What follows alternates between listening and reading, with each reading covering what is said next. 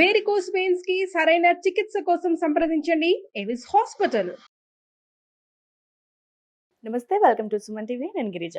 ఇవాళ మనతో పాటు ఉన్న అతిథి వచ్చేసి 2 తెలుగు రాష్ట్రాలకి బాగా సుపరిచితులు.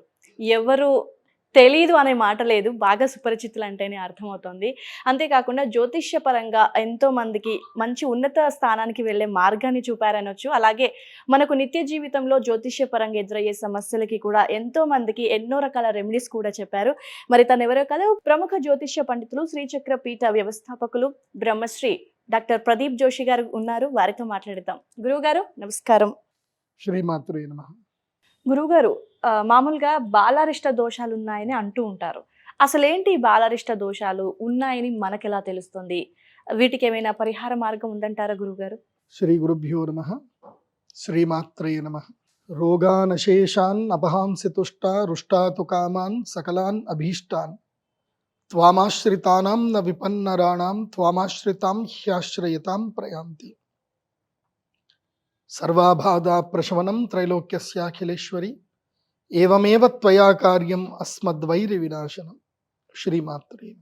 బాల అరిష్ట దోషములు, బాలారిష్ట నివారణ దోషములు. బాలారిష్ట అంటే అర్థమైంది, బాల అంటే అర్థమైంది చిన్నపిల్లలు అని అర్థం. పుట్టినది మొదలు 3 ఏళ్ల వరకు ఉండేటివి బాలారిష్టాలు. కొంతమంది 3 ఏళ్ళు అంటారు, కొంతమంది 6 ఏళ్ళు 8 ఏళ్ళు అని కూడా అంటారు. 8 ఏళ్ల వరకు బాలారిష్టాలు ఉంటాయి. అప్పటి వరకు బాల్యము, పుట్టినప్పటి నుంచి 8 ఏళ్ల వరకు బాల్యము, 8 ఏళ్ల నుంచి 16 ఏళ్ల వరకు కౌమారము, 16 ఏళ్ళు దాటిన తర్వాత 38 ఏళ్ల వరకు యవ్వనం. ఇది అందరికీ బాల్య యవ్వన కౌమారం, ఇది అందరికీ ఈ స్థితి ఉంటుంది. తర్వాత పౌరుష స్థితి వేరే ఉంటుంది, తర్వాత వృద్ధాప్యం. పౌరుష స్థితి ఏంటంటే మన కాళ్ళ మీద మనం నిలబడ్డము, మన వంశాన్ని వృద్ధి చేసుకోవడం, ఇవన్నీ కూడా పౌరుష స్థితి. అంటే జీవితకాలానికి. ఇప్పుడు ప్రతి మనిషికి బాల్యం అంటే తల్లిదండ్రుల యొక్క అండర్ కంట్రోల్ ఉండడం.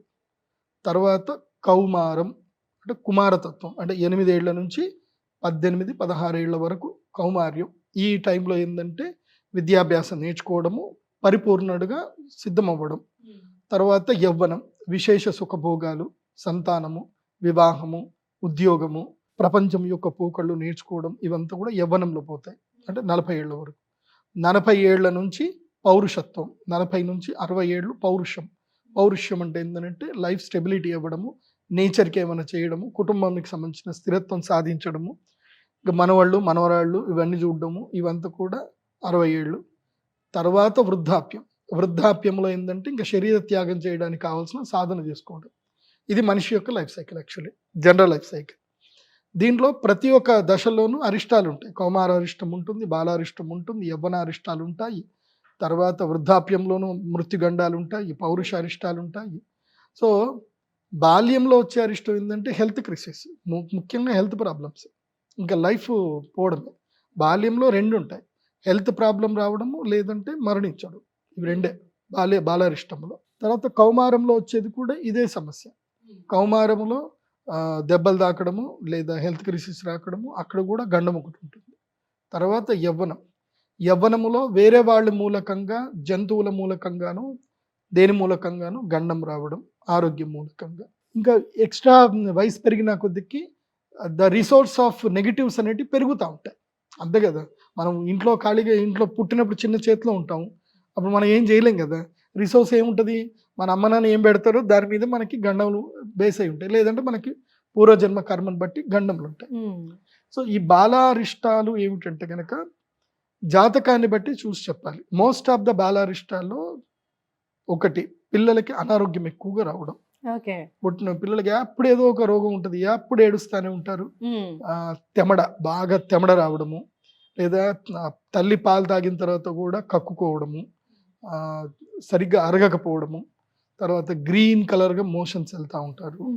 సో వాళ్ళకి అన్నప్రాశనం అయిన తర్వాత కూడా వాళ్ళు సరిగ్గా తినరు. కొంతమందికి మాటలు సరిగ్గా రావు, తొందరగా మాటలు రావు, అట్లాగే తొందరగా వాళ్ళు నడవరు. సో ఇలాంటివన్నీ కూడా బాలారిష్టాల కిందకి వస్తాయి.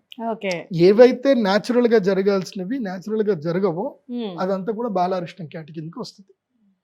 అది వస్తే తప్పకుండా ఆయుర్వేద జ్ఞాన పటిమ ఉన్నటువంటి జ్యోతిష్ శాస్త్ర పండితులు సంప్రదించారు. కేవలము లెక్కలేసే జ్యోతిష్యుడిని కాదు సంప్రదించాల్సింది. ఇప్పుడు బాలారిష్టాలకు ఆ జ్యోతిష్ శాస్త్ర పండితుడికి నాడీ జ్ఞానం ఉండాలి. ఏముండాలి? నాడి జ్ఞానం. నాడీ జ్ఞానం అంటే ఆ పిల్లవాడిని చూసి చూడగానే వాడి యొక్క లక్షణం ఏంది, వాడికి ఏ సమస్య ఉంది, కళ్ళతోటి స్కాన్ చేయగలిగాలి. అది నేను 3 ఏళ్ళు దాని మీద వర్క్ చేశాను. నేను 3 ఏళ్ళు ప్రతిరోజు అనాటమీ ల్యాబ్కి వెళ్ళడము, డిసెక్షన్ క్లాస్కి అటెండ్ అవ్వడము, human anatomy, human physiology, so ఎలా ఉంటుంది అనేది నేను మణిపాల్ యూనివర్సిటీలో ఎంఎస్సి యోగా థెరపీ నేర్చుకున్నాను. ఎందుకోసం అంటే నేను ఎప్పుడైతే రీసెర్చ్ చేయడానికి వెళ్ళానో, రీసెర్చ్కి వెళ్ళినప్పుడు నా రీసెర్చ్ కంప్లీట్ అవ్వట్లే. నాకు ఇదే నా రీసెర్చ్ ఏంటంటే the planetary influence on human affairs, గ్రహాల యొక్క స్థితిగతి యొక్క ప్రభావము మనుషుల మీద ఎలా పడుతుంది. అది ప్రాక్టికల్గా చెప్పాలంటే మనిషి అంటే ఎవడు తెలియాలిగా. మనిషి అంటే మనిషికి ఎన్ని శరీరాలు ఉంటాయి? అందరు మనిషి అంటే ఒకటే శరీరం అనుకుంటారు. మనిషికి 5 శరీరాలు ఉంటాయి. 5 శరీరాలు. అదేంటి గురుగారు? అన్నమయ శరీరము, ప్రాణమయ శరీరము, మనోమయ శరీరము, విజ్ఞానమయ శరీరము, ఆనందమయ శరీరం. 5 శరీరాలు ఉంటాయి ప్రతి మనిషికి. దీన్ని పంచకోశములు అంటారు. తర్వాత మనిషి శరీరంలో ఎన్ని తత్వాలు ఉంటాయి తెలుసుకోవాలి. మనిషి శరీరంలో 25 తత్వాలు ఉంటాయి. ఆ 25 తత్వము లోపల పంచభూతాలు, పంచ జ్ఞానేంద్రియాలు, పంచ కర్మేంద్రియాలు, పంచ తన్మాత్రములు, మళ్ళీ మనోబుద్ధి అహంకారము, ఈ 3 కూడా దాంట్లో సూక్ష్మ శరీరం కిందకు వస్తాయి. ఈ రెండింటిని డామినేట్ చేయడానికి ఈశ్వరుడు, తర్వాత ప్రకృతి, ఇలా మొత్తం 25 కేటగిరీస్ వస్తాయి. ఇది అంతా తెలుసుకుంటేనే మనిషి, లేకపోతే మనిషి కాదు. మొత్తం 30 ఉంటాయి మనిషి లోపల.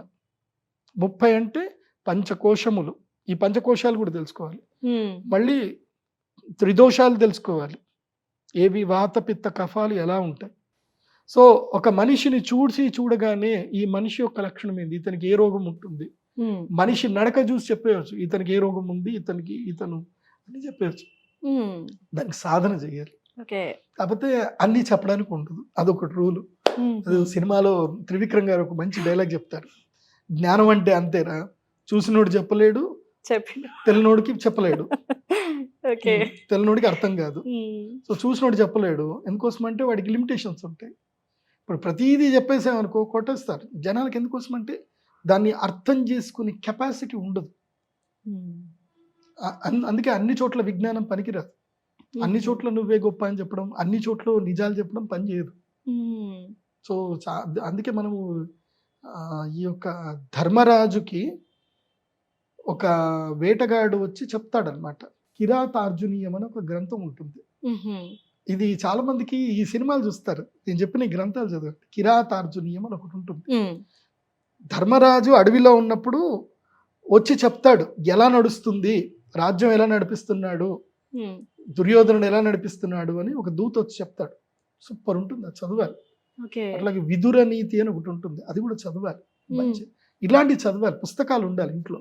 ఎవడైతే పుస్తకాలు క్షుణ్ణంగా చదువుతాడో వాడు ఈ హ్యూమన్ లైఫ్లో సక్సెస్ఫుల్ అవుతాడు. ఈ దిక్కుమాన సినిమాలు, రీల్స్ ఇట్లా ఇట్లా వేసుకుంటూ కూర్చుంటే నిన్ను కూడా అందరూ ఇట్లా ఇట్లా అంటారు. అంతే. నువ్వేంటి అనేది ఒక పర్ఫెక్ట్ మ్యాన్గా తయారవ్వాలి. సో ఈ బాలారిష్టాలు తొలగిపోవాలి అంటే అలాంటి జ్యోతిష్ శాస్త్ర పండితులు సంప్రదించాలి. అతనికి యోగా జ్ఞానం ఉండాలి, ఆయుర్వేద జ్ఞానం ఉండాలి, నాడీ పట్టుకునే ఉండాలి. పిల్లలకి నాడి దొరకదు, అది గుర్తుపెట్టుకోండి. ఇది నేను చెప్పిన ఎవరైనా ఆయుర్వేదం చూసేవాడిని అవుతారు, ఏంట్రా చిన్నపిల్లకి కూడా నాడి పడతామని చెప్తున్నావా అంటారు. చిన్నపిల్లకి నాడి దొరకదు, కష్టపడి పట్టుకోవాలి. కడుపు పట్టుకుంటారు, కడుపు పడతారు, సో ఇక్కడ పడతారు. సో చాలా ఉంటుంది నాడి చూడడానికి. సో అలా బుడ్డ పిల్లల్ని పట్టుకోగానే ఇలా చేతులు ముట్టి కాళ్ళు ముట్టి చెప్పేస్తాము, అదంతా స్పర్శతోనే తెలిసిపోతుంది. వీడేంటిది అనేది మా కళ్ళు చూడగానే మాకు తెలిసిపోతుంది. నా కళ్ళే పెద్ద స్కానర్స్. ఎవరన్నా ఇట్లా రాగానే అలా చూడగానే అన్ని టక్ టక్ టక్ మొత్తం వెళ్ళిపోతాయి. అదే సినిమాలో అదే ట్రాన్స్ఫార్మ్ సినిమాని ఇట్లా చూడగానే మనిషి ఇది ఇది ఇది అని పడిపోతాయి కదా, అట్లా మాకు చూడగానే వీడు కఫ శరీరము, వాత శరీరము, ఓకే కాళ్ళు ఉన్నాయి, ఇది ముఖం ఇట్లా ఉంది, పాలభాగం ఇంత ఉంది, కళ్ళు ఇంత ఉంది, సాముద్రిక లక్షణాలు శాస్త్రం. సో చూడగానే తెలిసిపోతుంది. కాకపోతే అందరికీ అన్ని చెప్పం, తెలుస్తాయి కానీ తెలిస్తే కానీ చెప్పకూడదా? చెప్పకూడదు. డబ్బులు ఇచ్చినా చెప్పకూడదు. ఎందుకోసం అంటే లైఫ్ థ్రిల్లింగ్గా ఉండదు, అన్నీ చెప్పేస్తా. ఎప్పుడు ఎంత చెప్పాలో అంతే చెప్పాలి. అందుకే నేను కన్సల్టేషన్ ఇస్తే 5 years వరకే చెప్తాను. ఓకే. 5 years తర్వాత మళ్ళీ 2 అని చెప్తా. అన్నీ అప్పుడే చెప్పేస్తే ఎప్పుడో 10 ఏళ్ళ క్రితం జరిగేదానికి ఇప్పుడు ఏడుస్తా కూర్చుంటాయి మనిషి. జరిగేది ఎప్పుడు జరగక మానదు. కాకపోతే దాన్ని మెంటల్గా మనం రెడీ అయ్యి పెద్దగా అయ్యేదాన్ని చిన్నగా చేసుకోవచ్చు అంతే. జరగక మానదు. అందుకే బాలారిష్టానికి తప్పకుండా పిల్లలు పుట్టగానే జ్యోతిష పండితుడిని సంప్రదించాలి. పుట్టగానే ఎంతవరకు మావాడు ఏమవుతాడు, మావాడికి ఎట్లాంటి పిల్లలు పుడతారు, పెండ్లాం వస్తుందా రాదా, ఇవన్నీ అడగొద్దు. పుట్టగానే 5 ఏళ్ల వరకు ఎట్లా ఉంటుంది గురూజీ, వీడి వల్ల ఎవరికైనా గండం ఉందా, వీడి వల్ల మా యొక్క ఇంటికి ఏదైనా అదృష్టం రాబోతుందా, వీడి వల్ల తండ్రికి కానీ తల్లికి కానీ మేనమామకి కానీ మేనత్తకి కానీ తాతకి కానీ ఎవరికైనా కలిసి వస్తుందా, ఎవరికి కలిసి వస్తుంది, ఎవరికి కలిసి రాదు, వీడికి ఎప్పుడెప్పుడు గండాలు ఉన్నాయి, వీడి ఆరోగ్య పరిస్థితి ఏంటి, ఏ టైంలో వీడికి ఎలాంటి ప్రికాషన్స్ తీసుకోవాలి, ఇవి మాత్రమే అడగాలి. ఇంతకుమించి ఎక్కువ అడగదు. పుట్టిన పిల్లకి వీడు పెద్దగా అవుతాడా, కలెక్టర్ అవుతాడా, డాక్టర్ అవుతాడా, ఇవన్నీ అప్పుడు అడగకూడదు. అప్పుడు అడిగితే వేస్ట్. అవన్నీ కూడా చెప్పను నేను. అవన్నీ ఎందుకు రా, వాడు స్కూల్కి వెళ్ళి అప్పుడు రా అని చెప్తా. స్కూల్కి వెళ్ళినప్పుడు ఎంత చెప్పాలో అంతే చెప్తా. 10th క్లాస్ అయిపోయిన తర్వాత రా అని చెప్తా. మళ్ళీ 10th తర్వాత ఈ డిగ్రీ వరకు ఎంత చెప్పాలో అంతే చెప్తా. డిగ్రీ తర్వాత రా అని చెప్తా. డిగ్రీ తర్వాత ఇంకేం చెప్పాలో చెప్తా. తర్వాత పెళ్ళి అయ్యేటప్పుడు రా అని చెప్తా. వస్తారా గురువు గారు? నా దగ్గరికి ఒకసారి వచ్చారు అంటే కంటిన్యూగా రావడం ఉంటుంది. అలా ఫైల్ ఉంటుంది. ప్రతి ఒక్క వ్యక్తి జాతకం నా దగ్గర ఉంటుంది. వాడికి నేను టిక్లేసి పెట్టుకొని ఉంటాను అనమాట. ఆల్రెడీ నాకు అన్ని తెలిసిపోతుంది కదా, నేను అన్ని నోట్ రాసి పెట్టుకుంటా. కాకపోతే చెప్పటం మాత్రం అంతే చెప్పాలి. ఎక్కువ చెప్పకూడదు. ఎక్కువ చెప్పకూడదు. అతి ఎప్పుడు చెప్పకూడదు. అతి సర్వత్ర వర్జయేత్. ఏది ఎంత చెప్పాలో అంతే చెప్పాలి. ఇప్పుడు ఉదాహరణకి ఒక స్కూల్ టీచర్ ఉన్నారు, తన దగ్గర మొత్తం సిలబస్ అంతా ఉంటుంది. ఒక స్కూల్ టీచర్ కెపాసిటీ ఏంది, మొత్తం సిలబస్ అంతా చెప్పగలుగుతుంది ఆవిడ. టీచర్ కెపాసిటీ ఉంది. కానీ స్టూడెంట్స్కి మొత్తం చెప్పేస్తారా ఒక రోజులో, ఒక క్లాస్లో? కావాలంటే ఒక 48 గంటలు టైం ఏంటి పోరానందని కూర్చోబెట్టి 48 గంటల్లో టోటల్ సిలబస్ కంప్లీట్ చేసి పంపించేస్తా. 48 గంటల్లో 4 సార్లు ఫుడ్ పెట్టండి చాలు, ఇంకా మొత్తం కంప్లీట్ చేసి పంపిస్తా ఉన్నట్టు. కానీ పిల్లాడికి అర్థం అవ్వాలి. సో మెచ్యూరిటీ లెవెల్స్ ఎంతవరకు మెచ్యూరిటీ వచ్చిందో అంతవరకు జాతకం చెప్తూ వెళ్ళాలి. అందుకే ఈ బాలారిష్టాలు ఉన్నటువంటి వాళ్ళకి తప్పకుండా పరిహారాలు చేయించుకోవాలి. ప్రతి ఒక్క మనిషి పుట్టుకకు ఒక కారణం ఉంటుంది. ఏంటి కారణం ఉంటుంది. ఆ వంశంలో ఎందుకు పుట్టాడు, ఆ అనువంశికంగా లెక్కలు తీయాలి. అందుకే ఎప్పుడు కూడా వంశవృక్షము రాసుకోవడము ఒకప్పుడు పద్ధతి. ఇప్పటికీ పద్మశాలి లోపల పద్ధతి ఉంది. పద్మశాలీస్ మెయింటైన్ చేస్తారు. నేను చూసాను, చాలా మంది పద్మశాలి ఇంట్లో చూశాను, కొంతమంది కోమట్ల ఇంట్లో కూడా చూశాను, కొంతమంది నాయుళ్ళు వాళ్ళ ఇంట్లో కూడా చూశాను. కొన్ని ఇళ్లలో అయితే ఉన్నది ఆ పద్ధతి. వంశవృక్షం మొత్తం రాసి పెట్టుకుంటారు. అండ్ తప్పకుండా వాళ్ళ జాతకం ఇవన్నీ కూడా భద్రపరుచుకుంటారు ఇంట్లో. అంటే వాళ్ళు ఈయన ఏ నక్షత్రంలో పుట్టారు, ఏం కథ, ఒక చార్ట్ ఉంటుంది వాళ్ళు. మీరు కూడా తప్పకుండా మీ వంశవృక్షం ప్రిపేర్ చేసుకోండి. ఎందుకోసం అంటే మీ ఇంట్లో మీ తాతగారు పుట్టొచ్చు, మీ ముత్తాతగారు పుట్టొచ్చు, అంటే అవే నక్షత్రాల్లో ఆల్మోస్ట్ తెలిసిపోతుంది.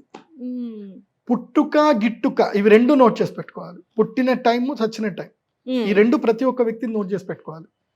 గిట్టిన టైం బట్టి మళ్ళీ ఏ వంశంలో ఎప్పుడు ఏ రూపంలో ఎక్కడ పుడతారు అని కూడా చెప్పొచ్చు.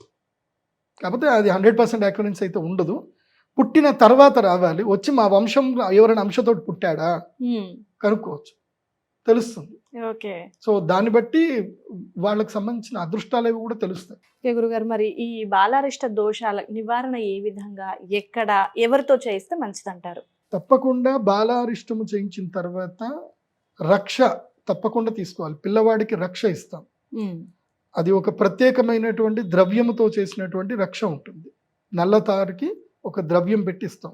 అది నేను చెప్పాను అనుకోండి, ప్రదీప్ జోషి గారిది కాపీ పేస్ట్ చేసుకొని జోషి గారు చెప్పినట్టుగానే మేము కూడా అదే ఇస్తామండి అని అంటారు. సో ఆ సీక్రెట్ నేను చెప్పను. అది ఒక ద్రవ్యం ఉంటుంది, ఆ ద్రవ్యంతో మేము పూజ చేసి ఆ రక్ష ఇస్తాం. అవి దాదాపు 20 తాళ్ళు ఇస్తాం, దారాలు ఇస్తాం. అందుకోసం అంటే మళ్ళీ మా దగ్గర రాలేరు కదా. సో ఆ పిల్లాడికి ర్యాష్ అది రాకుండా చేయడం కూడా అది ఇస్తాం. తర్వాత ఏవైతే ఉంటుందో ప్రికాషన్స్ కూడా ఇవి చెప్తాం. ఇవి మా శ్రీచక్ర పీఠంలో ప్రత్యేకంగా మాత్రమే చేయిస్తాం బాలారిష్టాలు. ఏంటి ప్రత్యేకంగా. సామూహికంగా చేయించడానికి ఉండదు. ఓకే. బాలారిష్టాలు కావాలంటే మీరు బుక్ చేసుకోవాల్సిందే. ఉమ్, ఎందుకోసం అంటే మీ వంశోద్ధారకుడు వంశోద్ధారకురాలు ఉమ్, పుట్టినప్పుడు వాళ్ళ మీద మీరు ఖర్చు పెట్టడంలో అయితే తప్పేం కాదు అని నేను చెప్తాను. ఖర్చు పెట్టుకోవాల్సిందే. ఉమ్, ఎందుకోసం అంటే మీ వంశానికి రాజయోగం రావాలన్నా ఏది జరగాలన్నా దీంతో బిగినింగ్. ఉమ్. సో ఇక్కడ ఇన్వెస్ట్మెంట్ పెట్టాల్సిందే. దీంట్లో మాత్రం పిసినారితనం లేదు. Invest నో చేయటంలో. ఎక్స్క్యూజ్నెస్. ఇక్కడ ఎక్స్క్యూజ్నెస్ లేదు, పిసినారితనాలు లేవు. ఓకే. నేను ఏ విషయంలో అయినా సరే మీరు ఏదైనా ధ్యానం చేసుకోండి ఇవి చేసుకోండి అని చెప్తాను. ఈ విషయంలో చెప్పను. ఎందుకోసం అంటే పుట్టుక ఉమ్, పుట్టుక అనేది గొప్పది. వాళ్ళని ఎలా చేయొచ్చు అనేది మనం మేనిఫెస్టేషన్ చేయొచ్చు. ఉమ్, దాంట్లో జ్యోతిష్ శాస్త్రం ఉంది. ఓకే. సో వీడికి ఎప్పుడెప్పుడు ఏమవుతుంది ఎట్లా అవుతుంది, వీడి జాతకంలో ఎవడి కలిసి వస్తుంది ఎవడి కలిసి రాదు అన్నీ ఉంటాయి. ఉమ్, అవి ఎంత లెక్క చెప్తాను నేను.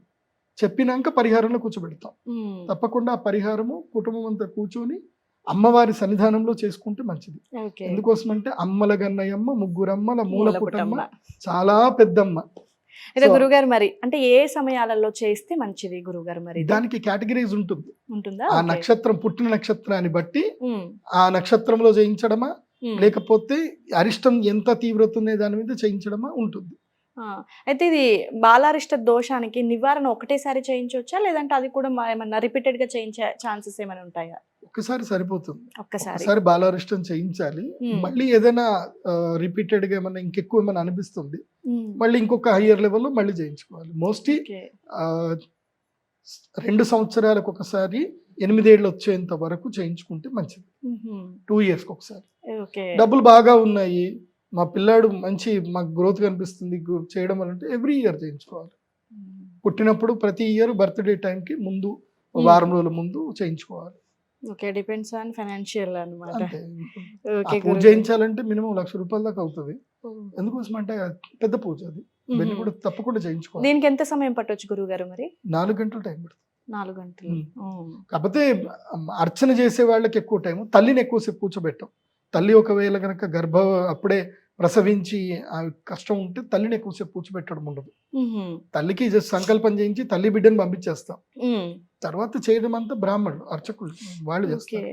ఉమ్, ఎందుకోసం అంటే వాళ్ళని పిల్లని అంతసేపు కూర్చోబెట్టలేం కదా. ఉమ్, సో కూర్చున్నంతసేపు వాళ్ళు కూర్చుంటారు, కూర్చున్నంతసేపు వాళ్ళకి రెస్ట్. పక్కన ఎక్కడ వెళ్ళి రూమ్లు ఉంటాయి, కూర్చొని పాలివ్వడము పడుకోవడము ఏమైనా చేసుకోవచ్చు. ఉమ్, చేసేదంతా మా బాధ్యత ఉంటుంది. ఓకే.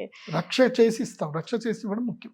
అయితే ఈ దోషం ఉంది అనేది ఒకటి, మీరు స్టార్టింగ్ లో చెప్పినట్టుగా కొన్ని లక్షణాలు, రెండవది జాతక చక్రం మీకు చూయించినప్పుడు అంతేనా? తప్పకుండా జాతక చక్రం చూయించుకొని పోవాలి. ఉమ్, జాతక చక్రం చూయించుకోకుండా ఇదే జరుగుతుంది బాలారిష్టం చేయించేస్తామని పరిగెత్తుకుంటూ రాకూడదు. ఉహుం, ఉమ్.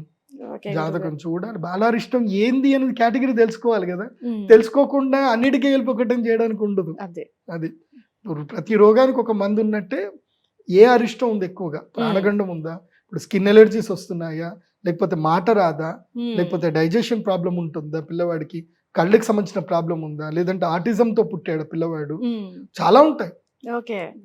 ఇవన్నీ తెలియాలి. ఇవన్నీ తెలియాలంటే కొంచెం మెడికల్ నాలెడ్జ్ కూడా ఉండాలి. ఉమ్, శరీర రచనా శాస్త్రం తెలిసి ఉండాలి, సాముద్రిక రచనా శాస్త్రం తెలిసి ఉండాలి. ఉమ్. చాలా ఉంటాయిలేండి. ఓ, ఒక్కదాంతో సరిపెట్టేది కాదు, ఒక్క విషయంతో తెలిసిపోయేది కాదైతే. చెప్తున్నా కదా, అది పెద్ద మహాసముద్రం జ్యోతిష్యం అదే. అనేది. ఎస్ గురువు గారు. సో బాలారిష్ట దోషాలని అంటూ ఉంటారు, కానీ అది ఎట్లా వస్తుంది, ఏంటి, ఏ విధంగా చూయించుకోవాలి అనేది కూడా ఇప్పుడు కొంతమందికి ఇంకొకటి అంత. ఉంటుంది, బాలారిష్టం ఇంకొకటి ఉంటుంది. ఇది పేగు మెడకి చుట్టుకొని పుడతారు, ఉమ్, ఉమ్, అది కూడా దోషం ఉంటుంది. ఉమ్, ఇప్పుడు ఈ కాలంలో అసలు ఏ డాక్టర్లు చెప్పరు పేగులు మెడకి చుట్టుకొని పుట్టాడు ఏం చెప్పను. కోయడం తీయడం, తీయటం. ఆ మెడ చుట్టుకున్న తీసేయడం, అంతే కట్ చేయడం అనుకుంటారు. పేగు మెడకు చుట్టుకుంటే తప్పకుండా ఉమ్, వాడి జాతకం ఇమీడియట్లీ కన్సల్ట్ చేయాలి పేగు మెడకు చుట్టుకుంటే. ఓకే. అదేదో న్యాచురల్గా జరిగిపోతుందండి అని అంటే అట్లా ఉండదు. అట్లా మ్మ్. న్యాచురల్గా జరుగుతుంటే అందరికీ జరగాలి కదా.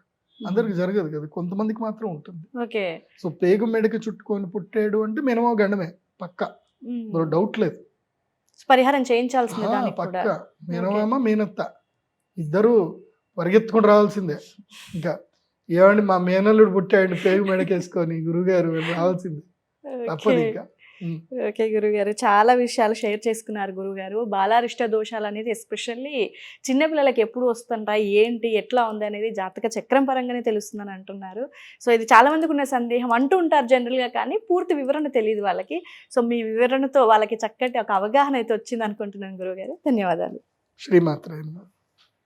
సో చూసారు కదండి, ఇలాంటి పరిహారాలు చేయించుకోవాలనుకున్నా లేదంటే నేరుగా గురువు గారిని కలుసుకోవాలనుకున్నా కూడా ప్రదీప్జోషి.com వెబ్సైట్ని సంప్రదిస్తే గురువు గారిని మీరు కలుసుకునే అవకాశం ఉంటుంది.